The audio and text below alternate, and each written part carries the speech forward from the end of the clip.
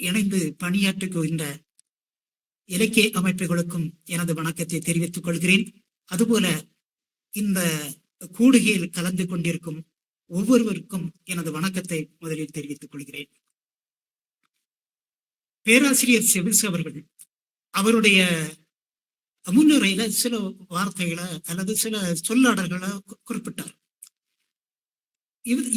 இந்த நாவலை ஒப்பிட்டு நீங்க பார்க்கக்கூடியதாக இருக்கும் என்று ஒரு குழு சொன்னார். அந்த மனசுல வைத்துக் கொண்டு இந்த நாவலை பற்றி பேசுறதுக்கு முன்பு சில பின்புலத்தை நான் பேசின பிறகு அந்த நாவலை பற்றி பேசுறேன். நாம கண்ணதாசனுடைய நாவல அரங்கமும் அந்தரங்கமும் என்கிற ஒரு நாவல், அது நான் 6ஆம் கிளாஸ்ல படித்தது. ராணி புஸ்தகத்துல தொடர்ச்சியாக வந்தது. அந்த புக்க அது வாசித்தேன். பிறகு அவருடைய அவள் ஒரு இந்து பெண் என்கிற நாவல், அதுபோல சில நாவல்களை அவருடையதை நான் வாசித்திருக்கிறேன். அது எனக்கு ஒரு பிரமிப்பு ஏற்பட்டது. பிறகு பாரிசுக்கு போ என்கிற ஒரு கதை அந்த காலத்துல குமுதத்துல வந்திருந்தது. நான் தொடர்ச்சியா வாசிட்டு இருந்தேன். 7ஆம் வகுப்புல நான் வாசிச்சிருந்தேன். அது ஜெயகாந்தன் எழுதினது. பிறகு சீனா பாட்டியின் சபதம் என்கிற ஒரு கவிதை, நகைச்சுவை கதை. இந்த கவிதைகளை நான் 8ஆம் வகுப்புல படித்திருக்கிறேன். பிறகு 9ஆம் கிளாஸ்ல படிக்கும்போது துக்ளக்கில் வரக்கூடிய கதைகள்லாம் படித்திருக்கிறேன். இப்படி BA படிக்கக்கூடிய காலகட்டம் வரை பல்வேறு நாவல் ஆசிரியர்களுடைய நாவல்களை எல்லாம் படித்திருக்கிறேன். அப்படி படிக்கும்போது ஒவ்வொன்றுமே ஒரு சுவாரஸ்யமான அனுபவத்தை தந்தது உண்மை. இப்போ பாக்கியம் ராமசாமி எழுதிய சீதாப்பாட்டி ரகசியம், சீதாப்பாட்டியனுடைய சபதம் என்கிற புஸ்தகத்தையோ அல்ல அவருடைய புக்கை எல்லாம் படிச்சிருக்கிறேன்.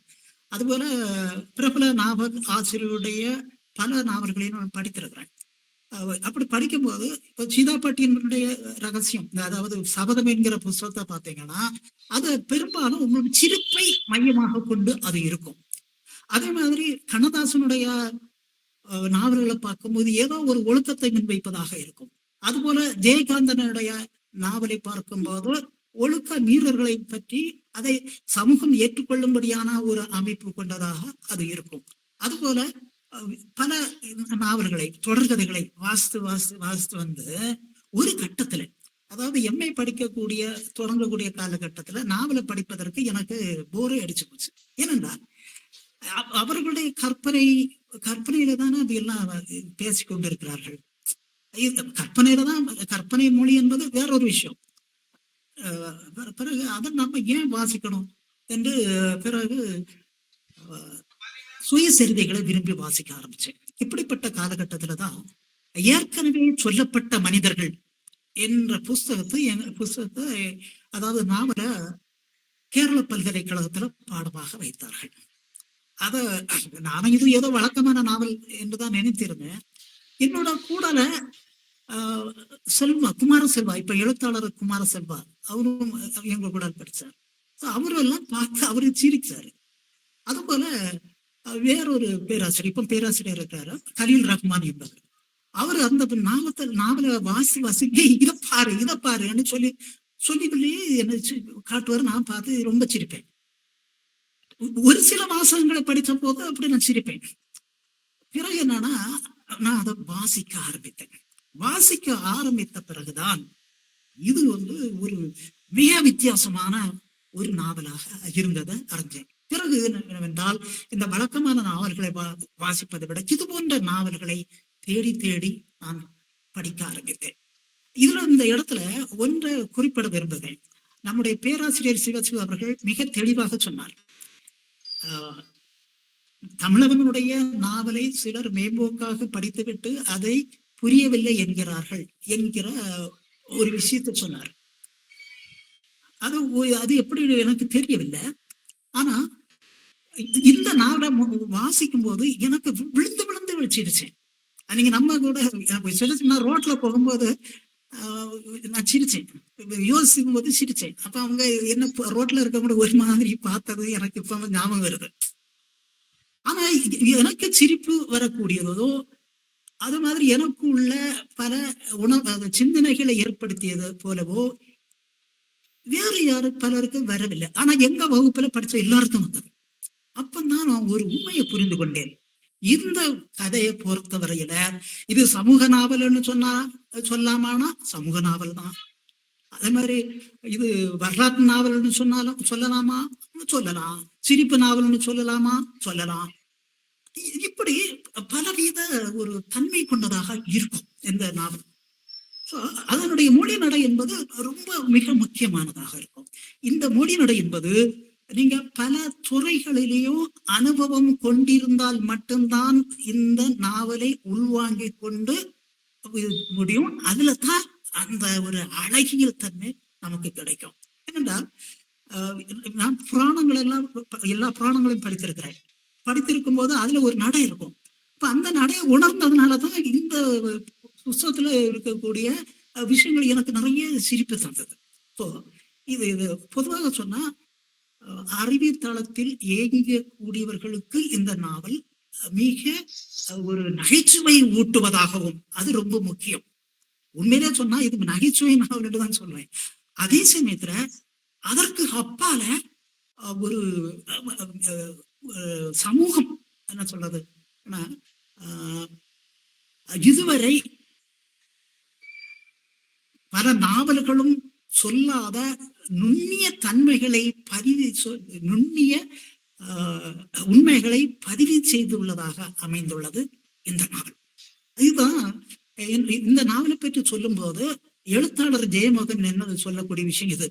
தமிழிலே வந்த முதல் சர்ரியலிச நாவல் இந்த நாவல் தான் என்று அவரையே ஒத்துக்கின்றார். அதை இந்த விஷயம் இந்த இடத்துல குறிப்பிட விரும்பவில்லை. அப்போ இந்த நாவல் இதைத்தான் பேசுகிறது என்று சொன்னால் அது ஒரு ஒரு ஒரு பெரிய வசதி வாய்ந்த குடும்பம், அதாவது தரமாட்டு குடும்பம்னு சொல்லுவாங்க எங்க ஊர்ல.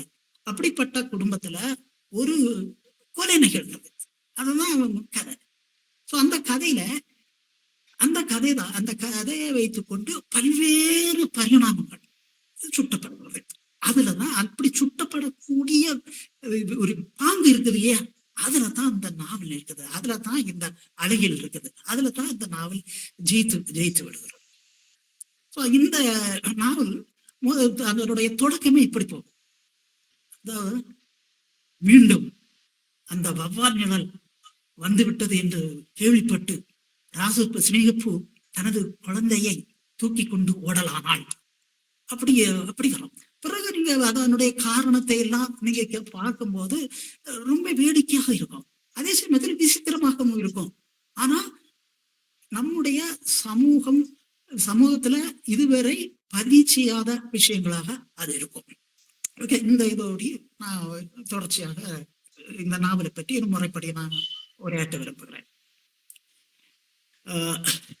இந்த நாவலில் பேசப்படுவது புனைக்கதை என்றாலும் கூட உண்மையான சமூக வரலாற்று நிகழ்வுகளே பேசப்படக்கூடிய பொருள் என்று நம்மால உறுதியாக சொல்ல முடியும்.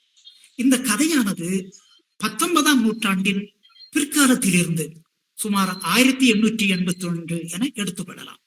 அப்பொழுது தொடங்கி 20ஆம் நூற்றாண்டில் 1970 வரை நடைபெறுகிறது.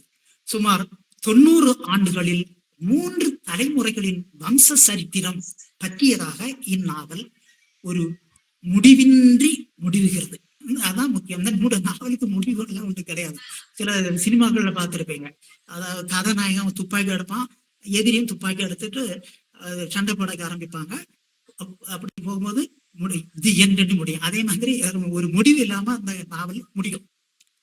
இப்போ இந்த 3 தலைமுறைகளில் உள்ள பாத்திரங்களையும் அவற்றின் செயல்பாடுகளையும் நேர்வரிசையில் கூறாமல், அது ரொம்ப முக்கியம், நேர்வரிசையில் கூறாமல் புதிய உத்தியுடன் மாறி மாறி இந்த கதையை அமைத்திருப்பதால் வாசகன் தனது வாசிப்பு ஞாபகத்தில் இருந்தே இந்த தலைமுறைகளை கோர்த்து கொள்ள வேண்டும். அவ்வாறு கோர்த்து பார்க்கும் போது நமக்கு புலப்படுவது 3 விதமான தலைமுறைகள். இந்த 3 தலைமுறைகளையும் நாம இப்படி இப்படி இப்படி தெரிந்து எடுத்துக்கொள்ளலாம். இப்ப நம்ம வரலாற்றுல பாக்குறோம், ஒரு நாளுன்னு பாக்குறோம். நாளுன்னு சொல்லும் போது அதிகாலை என்பது ரொம்ப இருட்டா இருக்கும். பிறகு கொஞ்சம் கழிஞ்சு பார்க்கும்போது இந்த இருட்டும் வெளிச்சமும் ஒன்று சேரக்கூடிய ஒரு நிலை இருக்கும். பிறகு வெளிச்சம் வந்துடும், இருட்டாகன்றோம். இப்படி இந்த 3 நிலையை நம்ம மனசுல வைத்துக்கொண்டு இந்த நாவலை நம்ம பார்க்கும்போது வேற விஷயம் புரியும். என்னன்னா, இதுல முதல் தலைமுறை என்று சொல்லக்கூடியது, அதுல வரக்கூடிய இது பாத்திரங்கள் என்பது தெய்வமூர்த்தி மற்றும் உருத்திரமூர்த்தி எனும் வயதான கதாபாத்திரங்கள். இவர்கள் முற்றிலும் ஆவி, கடவுள், பேய், மந்திரம், இது போன்ற கருத்துருவங்களை ஆழமாக கொண்டு அதன்படி வாழக்கூடிய பாத்திரங்கள். அது முதல் தலைமுறையுடையதாக இருக்கும். அதாவது ஒரு இருளடைந்த சமூகம் என்று நாம அதை சொல்லலாம். அதாவது விடியறதுக்கு முன்பு இருக்கக்கூடிய ஒரு இருட்டு இருக்கு இல்லையா, அதே மாதிரியான சமூகம் என்று நம்ம பார்க்கலாம். சோ அந்த முதல் சமூகங்கள் வாழ்ந்திருக்கக்கூடிய அந்த காலகட்டம் என்பது இந்த பேய், பிசாசு, மந்திரவாதம், சாதி ஆதிக்கம், அரசாட்சி, அது போன்ற ஒரு தன்மையில வாழ்ந்தக்கூடிய நம்பிக்கை கொண்ட ஒரு சமூகத்துல வாழ்ந்த பாத்திரமாக படைக்கப்பட்டிருக்கும். இரண்டாவது தலைமுறை என்று பார்க்கும்போது அதுல வரக்கூடிய இந்த கதாபாத்திரங்கள் ராசுப்பன், சினேகப்பூ, முத்துப்பிள்ளை, முத்துமாரி போன்ற நடுத்தர வயதினரான கதாபாத்திரங்கள். இந்த இரண்டாம் தலைமுறை என்பது சும்மா 1950 நீங்க எடுத்துக்கொள்ளலாம். இந்த இரண்டாம் முறையினர் ஆவி, கடவுள், பேய், மந்திரம் போன்ற கருத்துருவங்களையும் ஏற்றுக்கொள்வதுடன் விஞ்ஞான மாற்றங்களையும் புதிய சிந்தனைகளையும் ஏற்றுக்கொண்டு வாழ்ந்த சமுதாயத்தை சேர்ந்த பாத்திரங்கள். அதாவது நம்ம ஒரு 30-40 வருஷத்துக்கு முன்பு நம்முடைய அம்மா அப்பா எல்லாம் பேய்க்கும் பயப்படுவாங்க. அதே சமயத்துல நவீன விஞ்ஞான கருவிகள் உண்டு இல்லையா, அதையும் சேர்ந்து வாழக்கூடிய ஒரு சமுதாயம். அடுத்தது மூன்றாம் தலைமுறை என்று சொல்லும் போது இராசப்பனினுடைய மகனான ஜான், அவனது தம்பி போன்ற இளைய தலைமுறை சார்ந்த கதாபாத்திரங்கள். இந்த மூன்றாம் தலைமுறையினர் முற்றிலும் விஞ்ஞானம் மற்றும் புதிய சிந்தனைகளை மட்டுமே ஏற்றுக்கொண்டு வாழக்கூடிய நவீன பாத்திரங்கள். இந்த நவீன சமுதாய பாத்திரங்கள் ஆவி, மந்திரம் போன்றவற்றை அழிக்கவும் ஆதிக்கவாதிகளை அழித்து புதிய சிந்தனைகளை நிலைநிறுத்துவதற்காகவும் போராடுவன. இப்படி இந்த 3 தலைமுறையினருடைய வாழ்க்கையை சித்தரிக்கும் இந்த நாவல் சமுதாய வரலாறு சொல்லுவதற்கு மறந்து போன நுண்ணிய விஷயங்களை மறக்காமல் செய்துள்ளது. அதுதான் இந்நாவலின் வெற்றியும் தனித்தன்மையும் கூட. ஒவ்வொரு பாத்திரமும் தனி மனிதனை குறிப்பவை அல்ல. அவை அந்த காலகட்டத்தில் கொண்டிருந்த நம்பிக்கைகள் மற்றும் நம்பிக்கையை சார்ந்த வாழ்க்கையை பிரதிபலிக்கின்றன.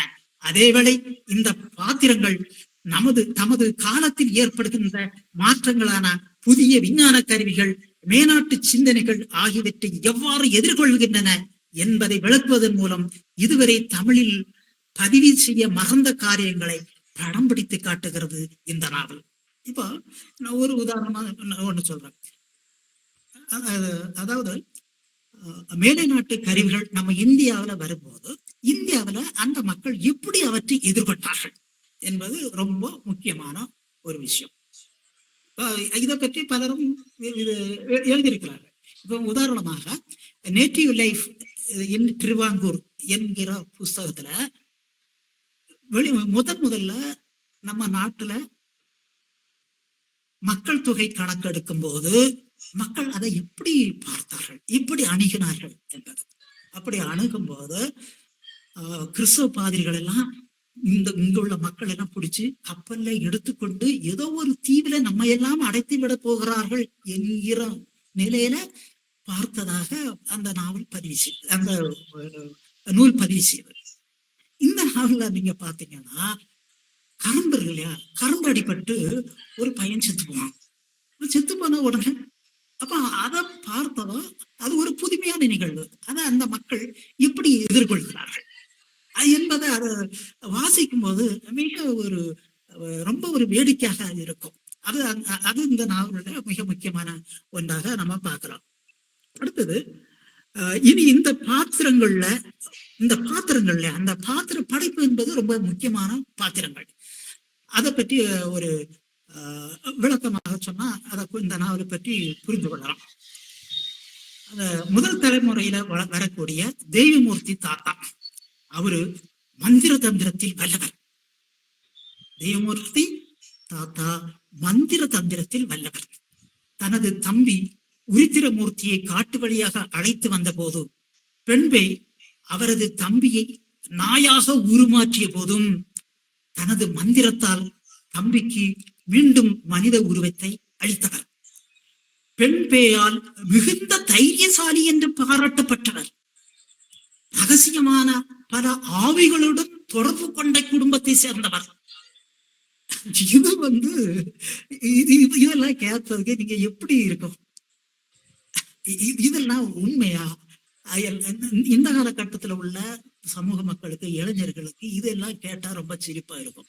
ஆனால் நான் சின்ன பிள்ளையாக இருக்கும்போது எங்க ஊர்ல இருக்கக்கூடிய மதிப்பு மிகுந்தவர்கள் யாராக இருப்பார்கள் என்றால், பெரிய பணக்காரர்கள் விட யாரு நிறைய பேய்களை தன்னுடைய கைவசத்திலே வைத்திருக்கிறார்களோ அவர்களை தான் நாங்க பெரியவன் நாங்க நம்புவோம். எங்க ஊர்ல என்ன சொல்லுவாங்கன்னா, அந்த ஆள்கிட்ட மோதாத, அவங்கிட்ட 3 வாத கைவசம் இருக்கு.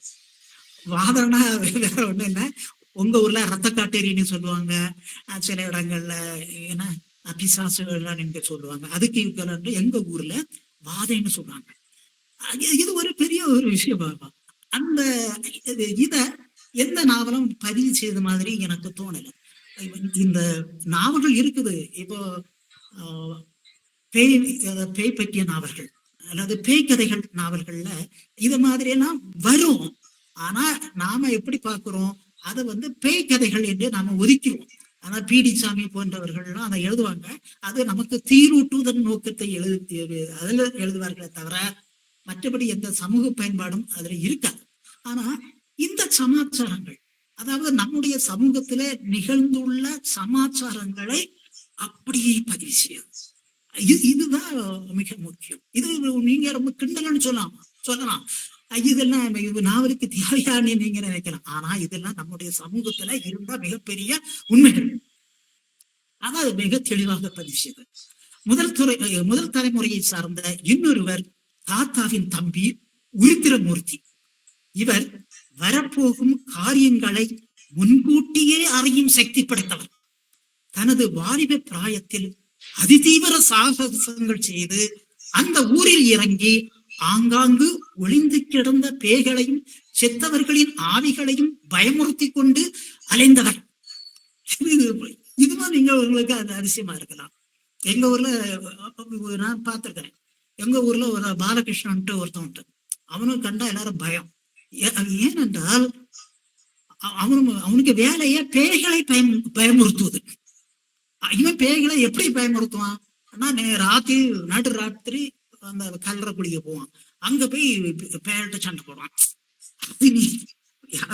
அது எப்படின்னு நீங்க என்கிட்ட கேட்காது. அதனால எங்க ஊர்ல அவனுக்கு ஒரு பயங்கரமான ஒரு பேர் உண்டு. சரி, பிறகு ஆங்காங்கு ஒளிந்து கிடந்த பேய்களையும் செத்தவர்களின் ஆவிகளையும் பயமுறுத்தி கொண்டு அலைந்தவர். தன் உடலை போலவே அதன் நிழலுக்கும் கூட ஆற்றல்கள் உண்டு என்று நினைத்தபடி வாழ்ந்தவர். இதெல்லாம் எங்க கொண்டு போய் சொல்றது அப்படின்னு கேட்டா, என்னுடைய தாத்தாவினுடைய வாழ்க்கையை நினைக்கும் போதெல்லாம் இதுதான் ஞாபகம் வருது. எங்க ஊருடைய என் சொந்த தாத்தா. அதுபோல எங்க அப்பா சின்ன பிள்ளையில பேய்க்கு மந்திரம் போடுவாரு. அந்த ஊர்ல எங்க அப்பாவை பெரிய மந்திரவாதின்னு ஒரு பேர் உண்டு எங்க ஊர்ல. மந்திரம் உண்டா மந்திரவாதம் உண்டாங்கிறதுல வேற விஷயம் நான் பார்த்துருக்கிறேன். அது இப்பவும் அப்பாவுக்கு வயசு 95 வயசு ஆகுது. ஆனா அதெல்லாம் கொஞ்சம் செய்ய மாட்டாங்க. ஆனா இதுல பேசக்கூடிய விஷயங்கள் எங்க அப்பாவுக்கும் அது பொருந்தும், எங்க தாத்தாவுக்கும் பொருந்தும். அதனால எனக்கு இந்த நாவல் சொன்னா இதை வெளியே நீங்க போய் சொன்னா நம்ப மாட்டீங்க. அப்ப இந்த நாவலை படிக்கும்போது என்னன்னா, இது ஒரு யதார்த்த நாவல் மாதிரி எனக்கு தோணும். ஆனா நீங்க மூட நம்பிக்கைன்னு சொல்றது வேற விஷயம். ஓகே, இதுவரை நாம சொல்லப்பட்ட இந்த செய்திகள் எல்லாம் நகைப்புக்கு இடமானவை, மிகுதிப்படுத்தி எழுதப்பட்டவை, நடைமுறைக்கு அப்பாற்பட்டவை என்பதாக வாசகனுக்கு தோன்றுவதோடு எப்படி இதனை யதார்த்தவாதமாக எடுத்துக்கொள்ள முடியும் என்று நினைக்க தோன்றும்.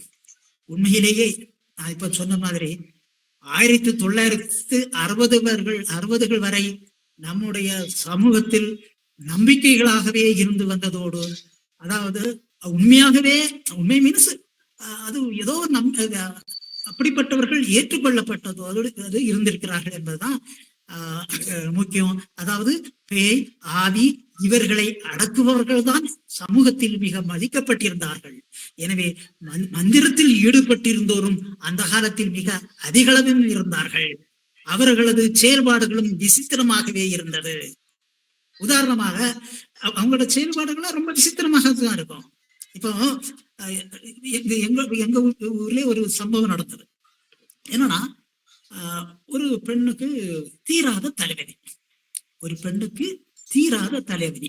இது நான் 5ஆம் வகுப்புல நானே நேரடியாக கவனித்த அல்லது பார்த்த ஒரு விஷயம். இந்த தீராத தலைவலிக்கு காரணம் என்ன? ஆனா நீங்க இப்ப சொல்லிடுவீங்க, ஏதாவது கொரோனாவோ அல்லது காய்ச்சலோ அப்படின்னு நீங்க சொல்லிடுவீங்க. அவங்க என்னன்னா, ஐயோ இந்த தலைவலிக்கு காரணம் யாருன்னா அவதான் காரணம். அப்ப அவங்க என்ன செய்யறாங்கன்னா, அடுத்த நாள் எங்க ஊர்ல இருக்கக்கூடிய பேய மிரட்டக்கூடிய ஆள்கிட்ட கம்ப்ளைண்ட் கொடுத்தாச்சு. இந்த செத்து போன பெண்ணுதான் இவங்களுக்கு இது தந்திருக்கிறாங்க, தலைவலியை கொடுத்திருக்காங்க, அதனால நீதான் இதற்கு சரி பண்ணணும் அப்படி சொன்ன உடனே எங்க ஊர்ல இந்த பேயை மிரட்டக்கூடியவன் நேர போனான். 10 வருஷத்துக்கு முன்னுக்கு அடக்கம் செய்யப்பட்ட அந்த உடலை தூக்கி எடுத்து வெட்டி அந்த அழுகி போன அந்த உடஞ்சு போன மண்டை ஓட்டை எடுத்துட்டு வீட்டுக்கு கொண்டு வந்து அது ஒரு இதெல்லாம் நீங்க எப்படி இதெல்லாம் சொன்னா நம்புவீங்களா?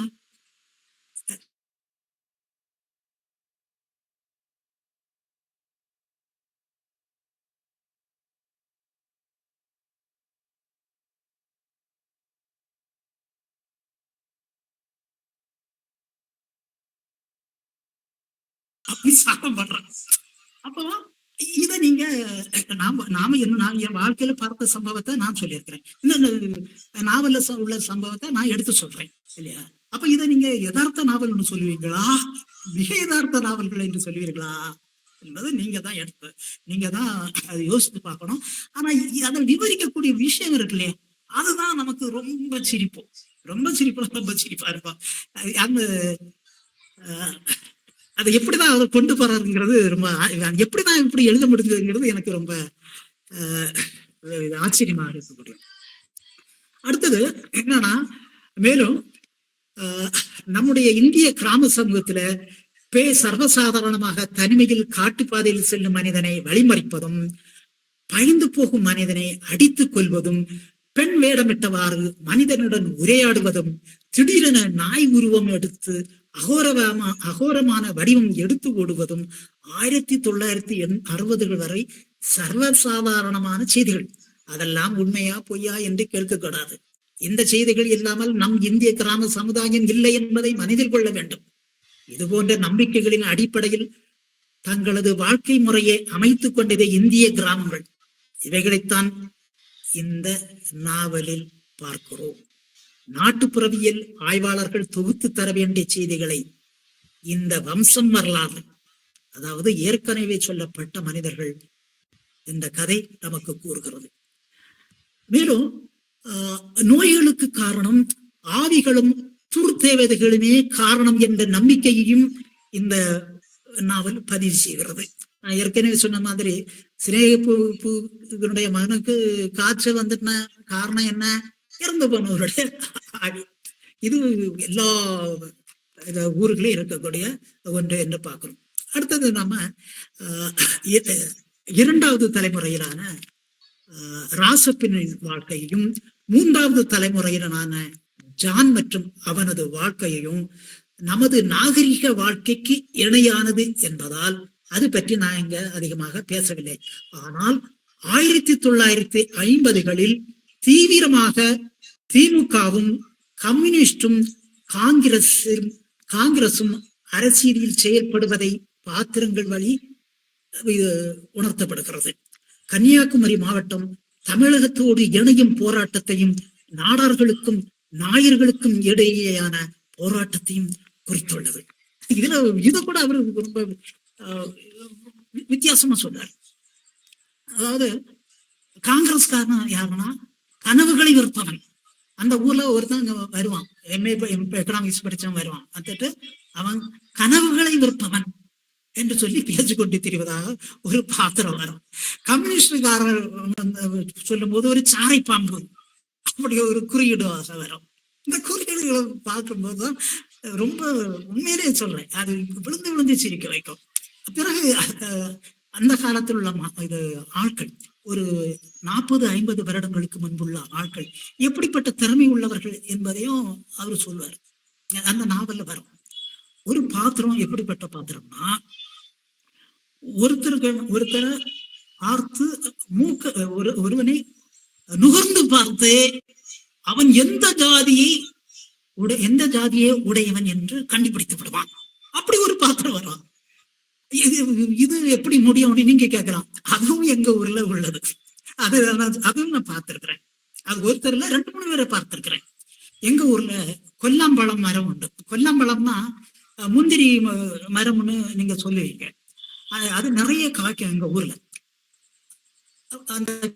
அந்த நில உடைமையாளர்கள் அதுக்குள்ள போய் யாரும் திருடாமல் இருப்பதற்காக தடம் திட்டுவாங்க. தடம் திட்டுவாங்கன்னா சரிய முள்ள கொண்டு அப்படியே சுத்தி தேய்ப்பாங்க. கள்ளம் யாராவது அந்த நிலத்துக்குள்ள புகுந்தால் அவனுடைய காலடி அப்படியே தடம் பதியும். அப்போ அந்த நில உடைமையாளர்கள் ஊர்ல சிலர் எக்ஸ்பர்ட் இருப்பாங்க. இப்படி ஒரு கால் தடம் பதிஞ்சிருக்கு, இது யாருன்னு நீ கண்டுபிடி அப்படின்னு சொல்லுவான். இவன் பார்ப்பான், காலடி பார்த்துக்கிட்டு கரெக்டா சொல்லுவான், இது காலடி தடம், இவன் தான் அவன் செய்தது, விசாரி அப்படிமா கரெக்டா சொல்லுவான். எனக்கு இது இப்படி நிறைய பேர் இருந்தாங்க. ஆனா இப்ப கிடையாது, இப்ப அந்த மாதிரி கிடையாது. சோ சொல்ல வந்தது, இந்த மாதிரியான வேடிக்கை மனிதர்களை நீங்க பார்த்தாலும் உண்மையிலேயே நம்முடைய சமூகத்துல இருக்கக்கூடிய மனிதர்களை காட்டக்கூடியதாகத்தான் அது இருக்குது. அதே மாதிரி திரும்ப ஒண்ணு சொல்றேன், இந்த அறிவியலுடைய கண்டுபிடிப்புகள் மக்களுடைய மனநிலை எந்த மாதிரியான ஒரு எண்ணத்தை தோற்றுவித்தது என்கிறத இந்த நாவல்ல பல இடங்கள்ல பார்க்க முடியும். அதுல அதுவும் நமக்கு சிரிப்பா வரும். ஒரு டாக்டர் என்னன்னா ஸ்டெத்தஸ்கோப்பு மாட்டிட்டு வருவான். அப்ப மக்களுடைய நம்பிக்கை என்னவென்றால், இந்த ஸ்டெத்தஸ்கோப்பு எதுக்கு வச்சிருக்காரு என்றால், இப்ப காய்ச்சல் யாருக்காவது பிடிச்சிருக்கும் இல்லையா, அந்த ஸ்டெத்தஸ்கோப்பை வச்சு அதன் வழியாக அந்த பேய்களை உறிஞ்சி எடுத்துட்டு போயிடுவார். இப்படியெல்லாம் அந்த மக்களுடைய நம்பிக்கை இருந்திருக்குது. அதையெல்லாம் நம்ம இந்த நாவல்ல பார்க்கலாம். அடுத்தது, இந்த கால ஓட்டத்தில் நிகழும் மாற்றங்களையும் இந்நாவலில் காணலாம். 1950களுக்கு பிறகு நான் ஏற்கனவே சொன்ன மாதிரி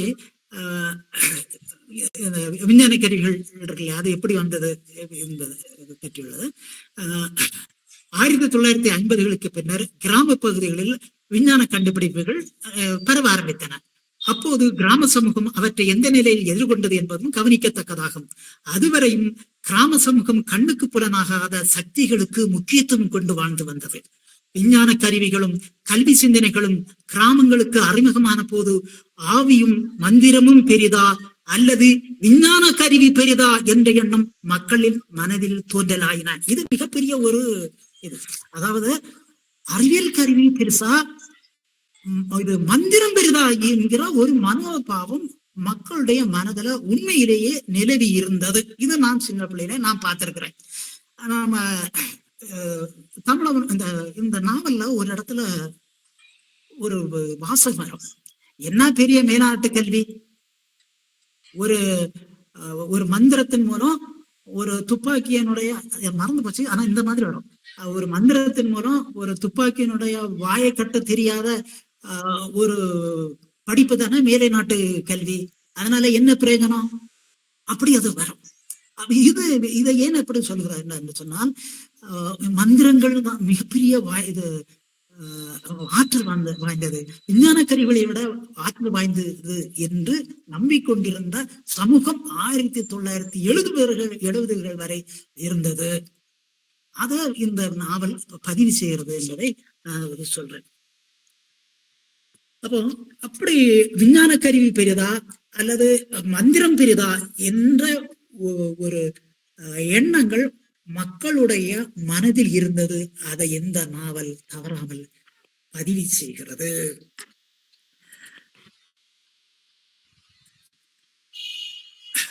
மந்திரமும் ஆவியும் பெரிதும், மந்திரமும் ஆவியும் பெரிது. மந்திரத்தால் பீரங்கிகளை கட்டிப்படுத்தி விட முடியும். ஒரு தேவதையை கூட ஏவல் செய்ய முடியாத இங்கிலீஷ் கல்வியினால் என்ன பயன்? இப்படி எல்லாம் இந்த மக்கள் சிந்திப்பதாக அல்லது மாத்திரங்கள் பேசுவதாக அது இருக்குது. அதன் மூலம் நம்முடைய அந்த காலகட்டத்துல மக்கள் எப்படி வாழ்ந்தார்கள் என்பதையும் நாம இத புரிந்து கொள்ள முடியும். அடுத்து நான் சொல்ல வரக்கூடியது, இப்படி விஞ்ஞானமும் மேனாட்டு சிந்தனைகளும் கிராமங்களில் நுழைந்த போது 3 விதமான சிந்தனைகள் ஒரே நேரத்தில் கன்னியாகுமரி மாவட்டத்தில் 1960களில் நிலவி இருந்ததை இந்த நாவல் பதிவு செய்கிறது. சில உதாரணங்களுடன் இதனை இன்னும் வளர்க்கலாம். கிராமத்தில் முதலாக மின்சார கம்பி கொண்டு வந்த போது மக்கள் வியப்புடன் பார்க்கின்றனர். மின்சாரத்தால் தாக்குண்டு சிறுவன் இறந்ததும் மக்களிடையே பீதி அதிகமாகிறது. உலகம் அழிவதற்கான அறிகுறி என்று சொல்கிறார் தெய்வமூர்த்தி தாத்தா. இது ஒரு மிக முக்கியமானது ஒண்ணு. நீங்க கேள்விப்பட்டிருப்பீங்க, ஏதாவது ஒரு இன்சிடென்ட் நடந்த உடனே மக்கள் சொல்லுவாங்க, டேய் உலகம் என்ன 3 மாசத்துல அழிஞ்சு போகும், அதுக்கான அறிகுறி இது. நீங்க கேள்விப்பட்டிருக்கீங்களோ கேள்விப்பட்டிருக்கீங்களோ இல்லையோ, ஆனா நான் பல தடவை கேள்விப்பட்டிருக்கிறேன். இப்படி ஒரு சம்பவம் நடந்திருக்கிறது. எனவே ஒரு 3-4 மாசத்துல இது உலகம் அழிஞ்சிட போகுது. சுசீந்திரம் கோயில் உள்ள அனுமார் சிலை வளர்ந்து கொண்டே போகிறது. அது வளர்ந்து அந்த முகட்டை தட்டும் போது கடல் பொங்கி நம்ம எல்லாம் அழித்து விடும். இதுக்கு என்ன 3 மாசம் தான் இருக்கிறது என்று சொல்லக்கூடிய அதெல்லாம் நான் கேள்விப்பட்டு பயந்து போயிருக்கிறேன். இதெல்லாம் எங்க பதிவு செய்திருக்கிறார்கள்? இந்த நாவல் தான் அதை பதிவு செய்கிறது. இதுபோன்று புதுமையானவை கிராமத்திற்கு நுழையும் போது மக்கள் எவ்விதம் எதிர்கொண்டார்கள் என்பதை இந்நாவல் பதிவு செய்கிறது. ஆங்கிலேயர் ஆட்சி காலம் போலவே 1947க்கு பிறகு ஏராளமான நாடார்கள் கிறிஸ்தவத்தில் சேர்ந்திருந்தனர். அவர்களும் கூட இந்து மதத்தில் உள்ள ஆவிகளிலும் மந்திரத்திலும் நம்பிக்கை கொண்டிருந்திருக்கின்றனர் என்பது இந்த நாவலின் வழியாக கவனிக்க தகுந்தது. அது ரொம்ப முக்கியம். கிறிஸ்தவர்கள் கூட இந்த நம்பிக்கைகளில்தான் வாழ்ந்தனர், இப்போதும் வாழ்ந்து கொண்டிருக்கின்றனர் என்பதும் இந்த இடத்துல நம்ம சுட்டியாகணும். அடுத்தது, இந்த மொழிநடையானது நான் ஏற்கனவே சொல்லியிருக்கிறேன்.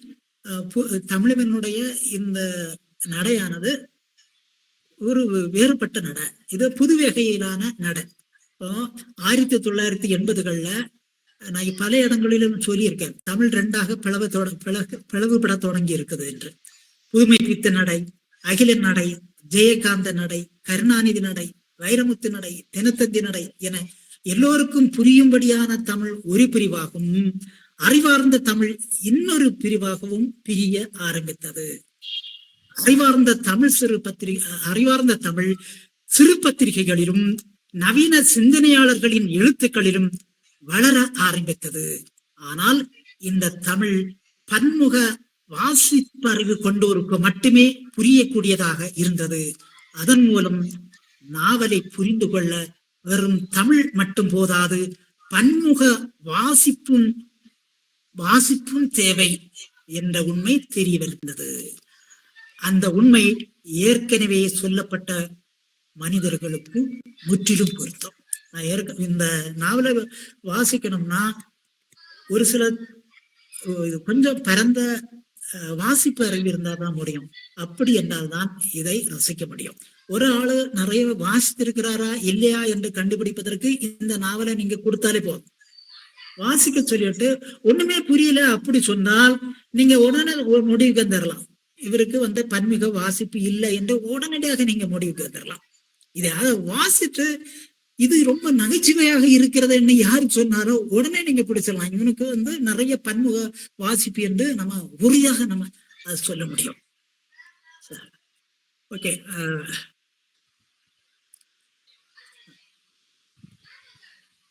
அடுத்தது இதனுடைய இந்த நாவல்ல சில வரிகளை நான் எடுத்து இப்ப பேச ஒண்ணு ஒரு தரவாக கொடுக்கிறேன்.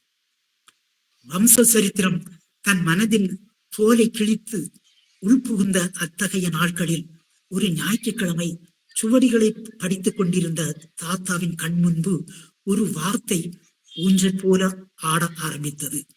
அந்த வார்த்தைக்கு விரைவில் ஒரு தலையும் வாலும் முளைத்தன. தலை ஒரு பக்கமாகவும் வால் அதற்கு எதிர் பக்கமாகவும் வளர்ந்தது. தன்னை வார்த்தை மிரட்டத் தொடங்கும் என்று கருதிய தாத்தா அதனை பிடித்து கொள்ள நினைத்து கையை நீட்டும் போது அங்கு ஜான் நின்றிருந்தான். இப்படி ஒரு வேறுபட்ட ஒரு தன்மை உடையதாக அது இருக்கும். இந்த நாவல புதிய கதை சொல்லும் உத்தியாகவும் நம்ம சொல்லலாம். இந்நாவல் நேர்கோட்டு வடிவத்தில் சொல்வதை விட வேறுபட்ட, அதாவது குழப்பி கொண்டு போகக்கூடிய தன்மையில் அமைந்திருப்பதால் அதை முழுமையாக படித்தால்தான் அதனை புரிந்து கொள்ள முடியும்.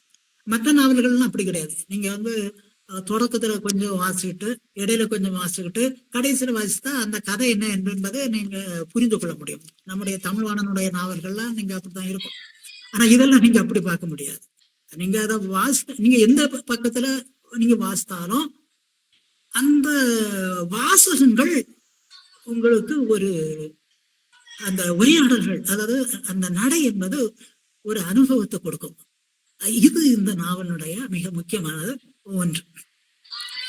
இதுல ரொம்ப விஷயம் என்னன்னா, இந்த நாடகத்துல இந்த கட்டியக்காரர்கள் வருவாங்க. அவன் கட்டியக்காரர்கள் அடுத்து வரக்கூடிய சீன்களை பற்றி விளக்கிட்டு போவான். அதே மாதிரி இந்த நாவலை எழுதிய தமிழவனும் திடீர்னு நாவலுக்குள்ள பூந்துருவாரு. திடீர்னு நாவலுக்குள்ள பூந்துக்கிட்டு அவர் ரொம்ப விளக்கம் கொடுப்பாரு இல்லையா, அதுதான் ரொம்ப சிரிப்பா இருக்கும். அப்படி கொடுக்கக்கூடியது அவரு புராணங்கள்ல இருந்து எடுத்திருக்கிறார். நம்ம புராணங்கள் இருக்கு இல்லையா, அந்த புராணங்கள்ல வரக்கூடிய அந்த நடையை பயன்படுத்தி இந்த நவீன நாவல்ல பூத்தி இருக்கிறது ரொம்ப சிரிப்பா இருக்கும். அப்படி தமிழவன் புகுந்து ஒரு விளக்கம் கொடுப்பாரு பாருங்க. அதை நான் வாசிக்கிறேன். ஜானின் தாத்தாவின் பூர்வோத்திரம் யாது, அவரது குலம் யாது, கொள்கை யாது, நாமம் யாது, நலம் யாது, வள்ளி யாது, பழி யாது என்று அறிய ஆவலாயிருப்பவர்களே கேளுங்கள். சீர்பூத்திலங்கும் சீரும் பேரும் படைத்த பாண்டிய நாட்டிலே நீர்வளம் நிலவளம் மிகுந்து குடிவளம் அப்படியே ஒரு புராண ஸ்டைல விளக்கிட்டே போவார். கதையை முடிக்கும் போதும் புராண பாணியில் முடித்துள்ளார். நம்ம எல்லா புராணங்களையும் படிக்கும் போது கடைசியில ஒண்ணு சொல்லுவாங்க இல்லையா, அது மாதிரி நேயர்களே, இக்கதையை ஒருவர் படித்தாலும் படித்ததை கேட்டாலும் நவக்கிரகங்களின் கொடுமைக்கு ஆளாக மாட்டார்கள். இப்படி அது முடியும். இது இந்த நூலை பற்றி நம்ம சுருக்கமாக சொல்வதாக இருந்தால், நான் ஏற்கனவே சொன்ன மாதிரி பிற நாவல்கள் பதிவு செய்ய தவறிய சமூக யதார்த்தங்களை முதலிலே பதிவு செய்கிறது, அதை துணிந்து பதிவு செய்கிறது என்று நாம சொல்லலாம். இதுல பயன்படுத்தப்பட்டிருக்கும் சொற்கள், வாக்கியங்கள் வாசகனுக்கு விழுந்து விழுந்து சிரிப்பதற்கான நகை சுவையை உணர்வை அள்ளித்தருகின்றன. இந்த சிரிப்பூட்டும் தன்மைதான் இந்த நூலுக்கு ஆன்மாவாக திகழ்கிறது. மேலும் இந்த சரியரிச மொழியானது படிப்போருக்கு இன்னொரு அர்த்தத்தையும் தரும். இது ரொம்ப முக்கியம் பார்த்துக்கிடுங்க. இதுல வரக்கூடிய ஒரு சம்பவம் நாயர்களுக்கும் நாடர்களுக்கும் நிகழக்கூடிய ஒரு கலவரம். அப்ப அந்த கலவரத்தை இப்படி இந்த நாவல் சொல்லும். நாயர்கள் வந்தார்கள், நாடார் பெண்களை மானம் பங்கம் செய்துவிட்டு போனார்கள். உடனடியாக நாடார்கள் நாயர் பெண்களை மானபங்கம் செய்வதற்கு போனார்கள். ஆனால் அங்கேயே அவர்கள் தங்கிக் கொண்டார்கள். நாடார்கள் தங்களை விட்டு விட்டால் போதும் என்று கெஞ்சி விட்டு வந்தார்கள் அப்படின்னு போகும். இதே மாதிரி நீங்க பல இடங்கள்ல சில நுணுக்கமான வாசகங்கள் இருக்கும். அந்த மேலோட்டமாக வாசிக்கும் போது ஒரு அர்த்தத்தை தரும். கொஞ்சம் நீங்க உள்ளிறங்கி போறீங்கன்னா, ஓ இது இந்த அர்த்தம் இல்லையா என்று சொல்லக்கூடிய வாசகங்கள்லாம் இந்த நாவல்ல இருப்பதை நம்ம பார்க்கலாம். மண்மனம் கொண்ட இந்நாவலை லத்தீன் அமெரிக்காவின் எழுத்தாளரான கார்சியா மார்க்ஸுவின் நாவலை போன்று இருக்கிறது என சில தமிழ் விமர்சகர்கள் கூறுவது மிகவும் வேடிக்கையாக இருக்கிறது. ஏன்னா நான் அந்த நாவலை வாசிச்சேன் மொத்தத்தில். அதனால அந்த நாவல் வேற, இந்த நாவல் வேற. இது முற்றிலும் நம்முடைய கன்னியாகுமரி மாவட்டத்தில் இருக்கக்கூடிய ஒரு பண்பாட்டு வரலாற்றை பதிவு செய்யக்கூடிய ஒரு மிகச்சிறந்த ஒரு நாவல்.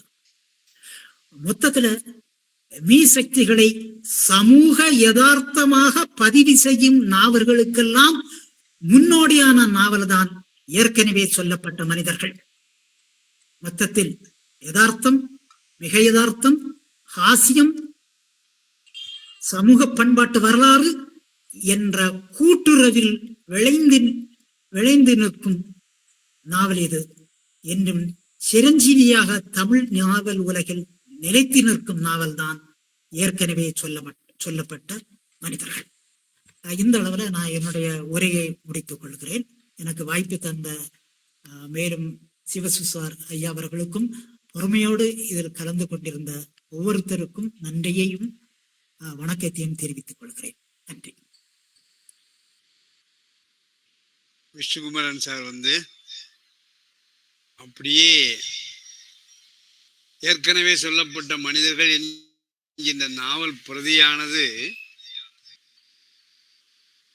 தன்னை பொறுத்தவரையிலே, தன்னுடைய சமுதாயத்தை பொறுத்தவரையிலே என்னென்ன மாதிரியான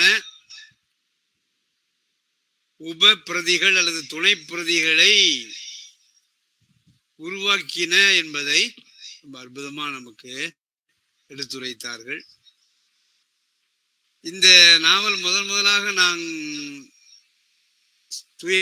சவேரியார் கல்லூரியில ஏற்கனவே சொல்லப்பட்ட மனிதர்கள் நாவலை பாடமாக வைத்திருந்தேன். ஆனால் நாவல் எடுக்கக்கூடிய ஆசிரியர் தன்னால் அது முடியாது என்று கூற அந்த நாவலை நானும் மாணவியருமே சேர்ந்து படித்தோம். இந்த நாவல் சரியாக உள்வாங்கப்படலையோ அப்படின்னு நினைத்து கொண்டு மறுபடியும் அதற்கு ஒரு 25-30 பக்க அளவுல தமிழவனும் நானும் சேர்ந்து ஒரு என்ன சொல்றது நோட்ஸ் என்று சொல்லலாம், அந்த மாதிரியாக எளிமையிலே சேரக்கூடிய விதத்துல ஒரு நூலையும் நாங்க போட்டோம். அதுக்கப்புறம் தான் நாம பார்த்தாச்சுன்னு சொன்னால் முத்துக்குமாரசாமி சார், நாச்சிமுத்து சார், அசோகமித்திரன் போன்றவங்கள்லாம் இந்த நாவல்ல இருக்கக்கூடிய விஷயங்களை எல்லாம் ஒவ்வொன்றாக வெளிப்படுத்த தொடங்கிய உடனே தான் இதனுடைய சிறப்புகள் பூராமே நாம பார்க்கலாம். ரொம்ப அருமையா சொன்னார். இந்த நாவல்ல மேலோட்டமாக இருக்கக்கூடிய நாட்டுப்புற விஷயங்களை எல்லாம் சொல்றது, ஆழ்நிலையில் இருக்கக்கூடிய ஒரு பொருள் சில சமயம் இந்த மேலோட்டம் ஆழ்நிலை என்கின்ற தன்மைக்கு மாறாக எதிர்நிலையிலே கூட பொருளை சொல்லக்கூடிய தன்மையில் இதனுடைய இயல்பானது இருக்கிறது. அதுதான் நான் என்ன சொல்றேன், இந்த ப்ரொடக்டிவிட்டி என்று சொல்வார்கள் இல்லையா, உற்பத்தி அப்படிங்கிறது ஏற்கனவே சொல்லப்பட்ட மனிதர்கள் என்று சொல்லக்கூடிய இந்த நாவல் பிரதியானது படிக்கக்கூடிய வாசகர்கள் எந்தெந்த சூழல் எந்தெந்த துறை சம்பந்தப்பட்டவர்களாக இருக்கிறார்களோ அவர்களுக்கெல்லாம் நிறை போடக்கூடிய ஒன்றாக இருக்கிறது. அற்புதமா நமக்கு விஷ்ணுகுமரன் சார் சொன்னாங்க, அப்படியே அனுபவிச்சு சொன்னாங்க. அதான் ரொம்ப முக்கியம்.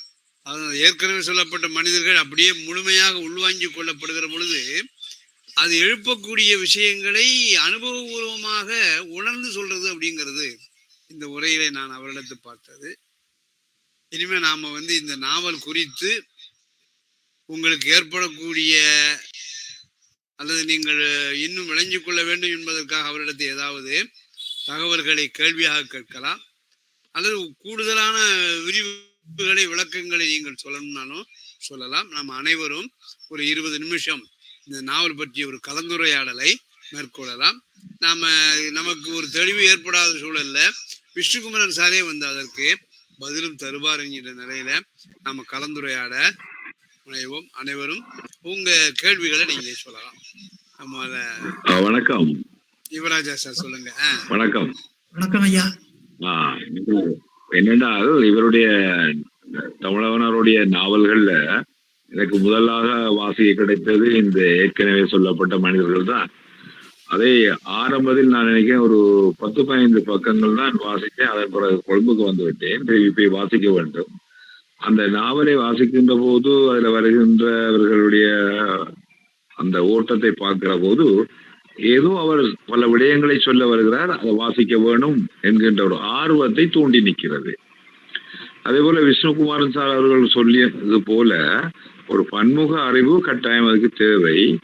ஆனால் கொஞ்சம் அதை விட இன்னமும் ஒரு சாமான் தேவை, அதுதான் பொறுமை. பொறுமையாக வாசித்து கொண்டு போனால் அதுல அங்க வறுமை இருப்பதாக தெரியவில்லை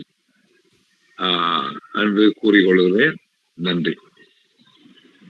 யுவராஜா சார் வந்து தமிழவனுடைய நாவல்களிலே ஏற்கனவே சொல்லப்பட்ட மனிதர்களை அவர் அது கிடைக்க வாங்கி படிக்கவும் ஆரம்பித்து விட்டார். அதனால் ஏற்பட்டிருக்கக்கூடிய தன்னுடைய மனப்பதிவை நம்மோடு சொல்லிக் கொண்டார். அடுத்த வேறு யாராவது இருந்தாலும் நீங்க வாங்க சொல்லுங்க பாபு.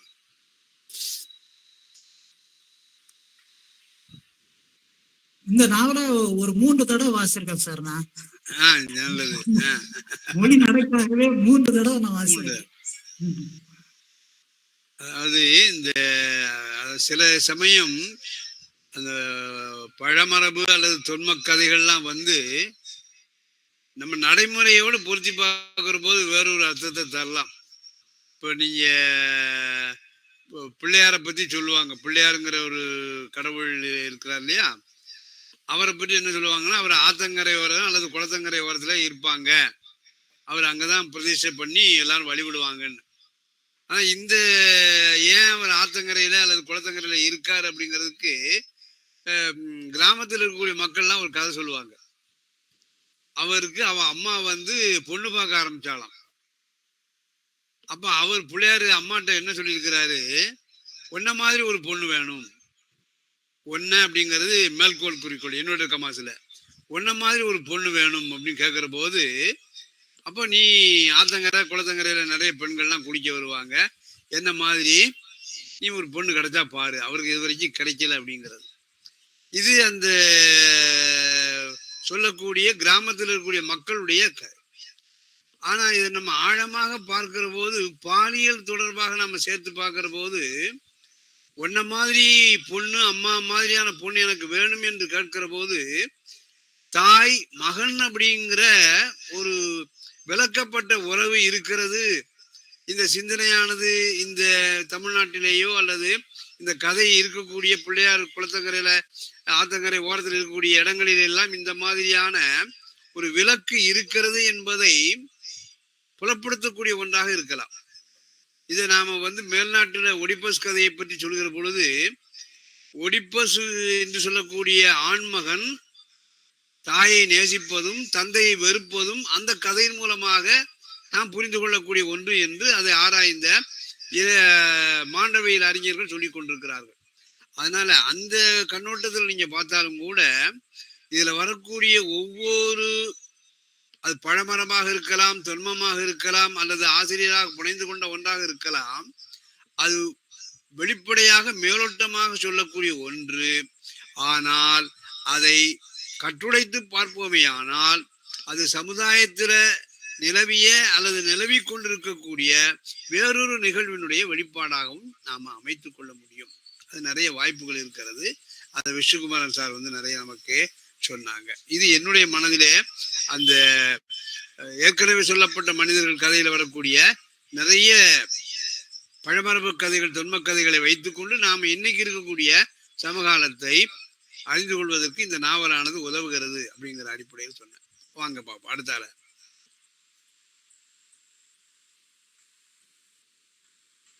விக்டர் பாபு, நீங்க உங்க மனதில் இருக்கக்கூடிய ஏதாவது ஏற்கனவே சொல்லப்பட்ட மனிதர்கள் சாருடைய உரையை கேட்டதிலிருந்து உங்களால ஏதாவது சொல்ல முடியுமா? ராமச்சந்திரன் சார் இருக்காங்க. ஐயா சொல்லுங்க. நாவல்ல வந்து நாகர்கோயில் கன்னியாகுமரி மாவட்டத்தினுடைய கலாச்சாரம் பண்பாடுகள் வந்து அதிகமா வெளிவந்திருக்கு. அதில் உள்ள வரலாற்று நிகழ்வுகள் அதிகமா அந்த கதையில இருக்கிறதா சார் சொல்லியிருந்தாங்க. பிற மாவட்டங்களை சேர்ந்தவங்க அந்த கதையில அவங்களுக்கான விஷயத்தை தேடுறதுக்கான இடங்கள் இருக்குதா, இல்லைன்னா அவங்க அந்த அந்த மாவட்டத்தை மட்டுமே தெரிஞ்சுக்கிற மாதிரியான விஷயமா இந்த நாவல் எடுத்துக்க முடியுமா அப்படிங்கிற ஒரு சின்ன சந்தேகம் வந்ததுங்க. நல்ல கேள்வி சார். சொல்லுங்க. அதாவது இப்போ நான் உங்கள்கிட்ட வாதைகள் அப்படின்னு நான் உங்கள்கிட்ட சொன்னேன் இல்லையா? இப்ப எங்க ஊர்ல வாதைகள் ஒண்ணு உண்டு. சில சமயம் திருநெல்வேலி மாவட்டத்தினுடைய தென்பகுதியில் உள்ள மக்களுக்கும் தெரியும் வாதைகள்னா என்னன்னு தெரியும். இந்த வட்டாரத்தில் உள்ள மக்களுக்கு வாதைகள்னா என்ன, அதை மந்திரவாத தொழிலுக்கு எப்படி பயன்படுத்துவார்கள் என்பதெல்லாம் தெரியும். ஆனா இதே வாதை என்கிற விஷயத்த நீங்க கிருஷ்ணகிரியில நீங்க சொன்னீங்கன்னா ஒண்ணுமே அவங்களுக்கு தெரியாது.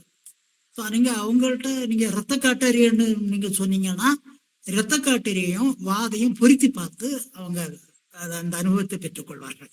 பிறகு அதுல வரக்கூடிய மந்திரவாதங்கள், அது மாதிரி மந்திர செயற்பாடுகள் என்பது பொதுவான இதுதான். இப்போ கிருஷ்ணகிரி மாவட்டத்துல நான் பல வருஷங்கள் இருந்ததுனால அது தெரியும். அதாவது ராத்திரி நடந்து போகக்கூடிய ஒரு மனுஷனை பேய் இது நாயாக மாத்தி போட்டுரும். அது மாதிரி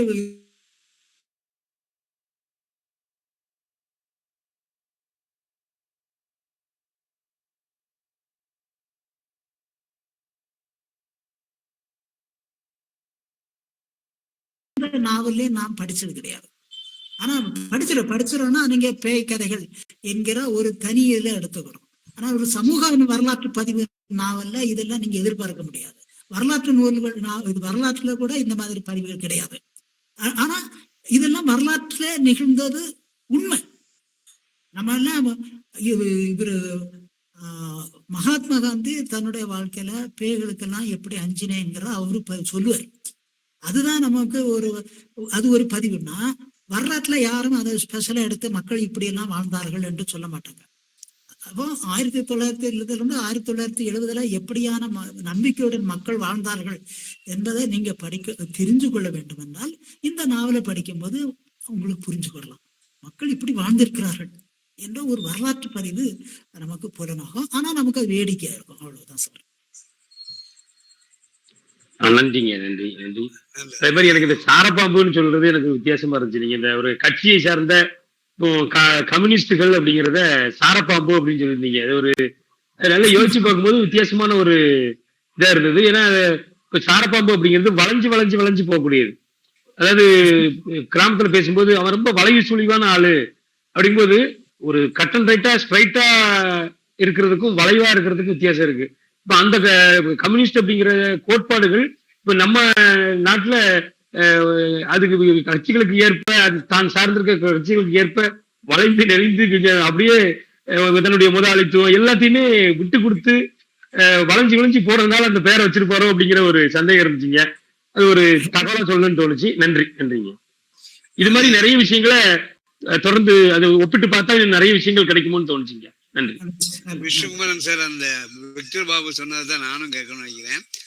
அந்த பொது உடைமையையும் சாரைப்பாம்பையும் அதாவது படிமம் அல்லது உருவகம் அப்படிங்கிற மாதிரி இல்லாம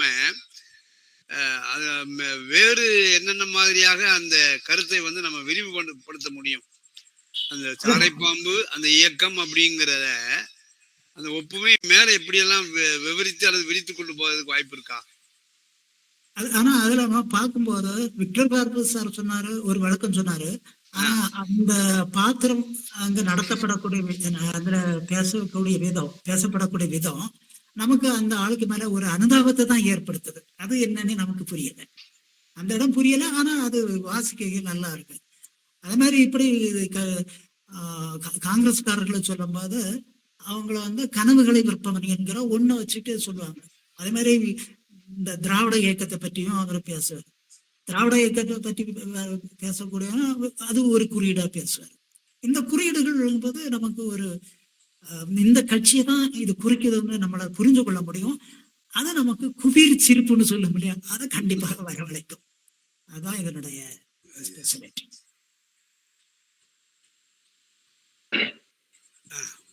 விஷ்ணுகுமார், குமார் செல்வா ஐயா வணக்கம். வணக்கம் வணக்கம். அதாவது இதுல மார்க்யூஸுக்கு அந்த மெடிக்கல் ரியலிசத்தை கூட சிலர் பொருத்தி பார்க்காங்கன்னு சொன்னீங்க. அது அது ஏதாவது என்ன தவறு இருக்கு அப்படி பொருத்தி பார்த்தா? அதான் நீங்க அந்த நாவல்ல முதல்ல வாசிக்கும் போது நான் வாசித்தேன், தனிமையில் 100 நாட்கள்ங்கிறத வாசித்தேன். அதுக்கும் இதுக்கும் அந்த இதுக்கும் கொஞ்சமா ஒத்து வரவே, அதுக்கு வரவே நான் அது அண்ணா இதை பற்றி தனியாட்டு ஒரு கட்டுரையே எழுதுறான்.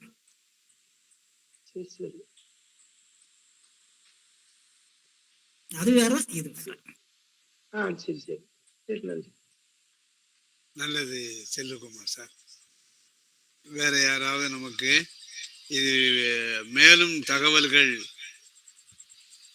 சொல்ல வேண்டும் என்று நினைக்கக்கூடியவங்க இந்த ஏற்கனவே சொல்லப்பட்ட மனிதர் நாவல் பற்றிய உங்களுடைய கருத்துக்களை சொல்லலாம். தமிழனுடைய நாவல்கள்ல முதல் நாவலாக வர்றது ஏற்கனவே சொல்லப்பட்ட மனிதர்கள். அந்த நாவல் தொடங்கி இப்பொழுது இறுதியாக வந்திருக்கக்கூடிய சம்பாலா நாவல் வரைக்கும் எல்லா நாவல்களையும் இருக்கக்கூடிய ஒரு பொதுவான அம்சம் அப்படிங்கிறது அதுல இருக்கக்கூடிய பன்மைத்துவம். அது பன்மைத்துவம் அப்படிங்கிறது படைப்பாளி சார்ந்திருக்கிற காரணத்தினாலே அதை தன்னுடைய படைப்புகளிலே கொண்டு வந்து விடுறார். படிக்கக்கூடிய வாசகனும் பன்மைத்துவ இயல்பு கொண்டவனாக தன்மை கொண்டவனாக இருக்கிற காரணத்தினால அவன் அந்த பன்மைத்துவ குரலை இனம் கண்டு வெளியே சொல்ல ஆரம்பிக்கிறான்.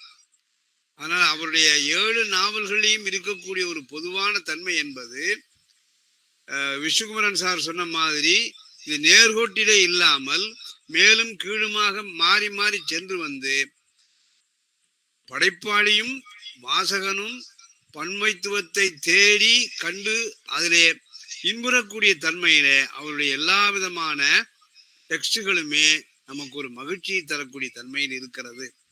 அத அனைத்து நாவல்களையும் வாசிக்கக்கூடிய நம்ம எல்லாருமே இந்த அனுபவத்தை பெற முடியும் என்பதை விஷ்ணுகுமரன் சார் சொன்னாங்க. வேற யாராவது கேள்விகள் இருந்தால் நாம கேட்கலாம், இல்லைன்னு சொன்னால் நாம நிகழ்ச்சியிலே இதிலே வந்து விடலாம். வேற யாராவது கேள்விகள் கேட்கிறாங்களா?